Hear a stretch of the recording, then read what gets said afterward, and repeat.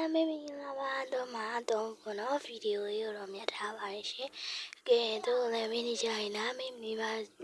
ကြပါနဲ့ဘောနော်။တော့ဗီဒီယိုလေးမတင်တာလေးကြားတော့ပါရဲ့။တော့လေးတောင်းမှပါရှင်။ဗီဒီယိုလေးတွေကတော့ပြန်လာနေပါပြီ။ဗီဒီယိုလေးနောက်ထပ်တခြားကိန်းလေးဆော့ထားတာလေးလည်းတင်ပြဖို့ရှိပါတယ်။အဲ့တော့အားလုံးပဲဘောနော်။ဒီဗီဒီယိုလေးကြည့်ချင်တဲ့ဆိုရှင်လည်း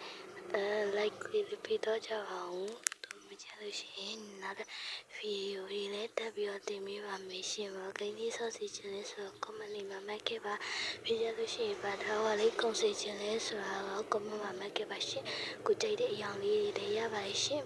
ဒါတော့တာဝါချီဖြစ်နေတော့ဘောနော်တော့ဗီဒီယိုကိုမြန်ထားတာပါကျ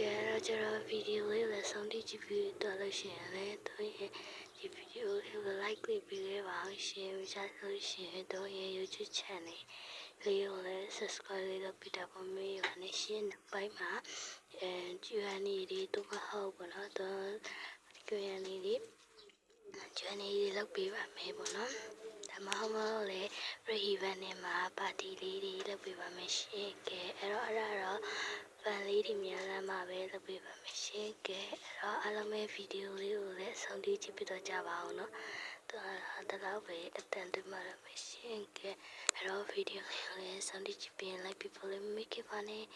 ကဲကိုကြိုက်တဲ့ရလေးလည်း comment မှာကြပါနော်